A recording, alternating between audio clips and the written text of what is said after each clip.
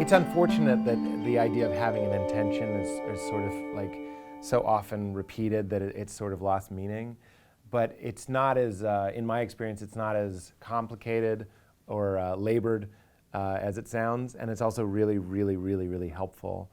For me, if I'm going to do a podcast or really do anything, it makes a huge difference if I just take a moment to like actively imagine. People might say visualize, but it doesn't feel that fancy. It's literally just maybe in the shower, you're going to a podcast, what face do I want them to make? That is that just like that specific visual goal of like, how do I want them to feel when we're done? And what my intention when I do any podcast is, I want them to be my friend. I want them to think and be my friend. Not just think that we're friends. That's like phony showbiz nonsense. Some of my greatest friends, people that I consider family, I mean like emergency contacts on my medical forums, were podcast guests. And it happens all the time. And that is a good intention to have, is I want this person to feel safe. I want them to feel seen. Just like Mark Maron at the end of my podcast, I like to say, do you feel satisfied? Do you feel satisfied? Sometimes they say no. And they go, you know, when we talked about that, I didn't feel like I said it. Well, do it. Well, go ahead.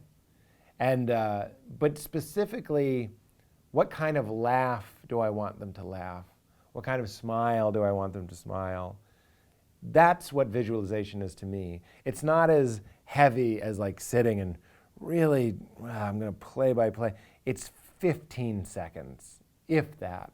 It's not doing it that does it. It's remembering to do it that does it. You know what I'm saying? Like, people don't forget people's names. They forgot to remember the name. You know what I mean? So it's actually just this micro adjustment of intention that goes, I took the time. If I'm driving to a podcast, I'll listen to like instrumental music and I'll just think about the person.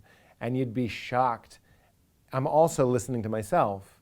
What's going on in my world today? How anxious am I today? What are my needs? What are my confessions? What are my joys?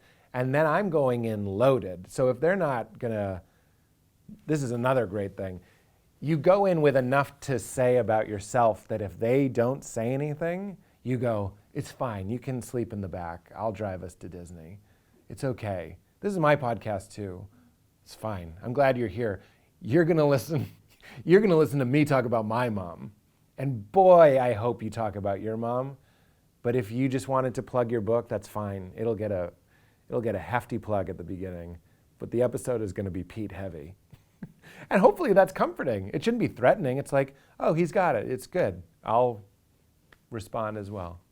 It's sort of like you're not going in with scared money. You're like, we'll get this coming or going. I have a vision in my head that you score. That's a term we use in comedy writing. If the actor gets a laugh on a line you wrote, you go, oh, he scored with that. I want them to score.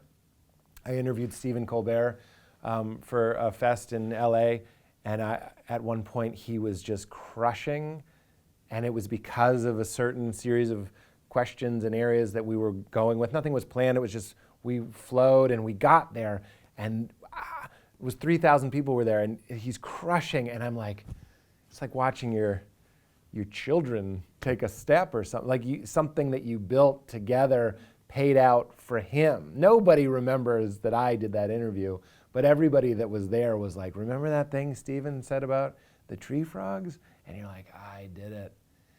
And those people are a day off. And then some days where, you know, it's a little bit more like laborious, you demonstrate that it's safe. It's going to be a great episode either way. I ask them, what's the hardest time you've laughed? And they don't have an answer. That's fine. I tell them mine, and we're both laughing, and it's a good episode. And that's a nice thing to say. Is you're in an abundant place. I'm not saying please fill this with you. You go, this place is already full. Would you like to push some of me out?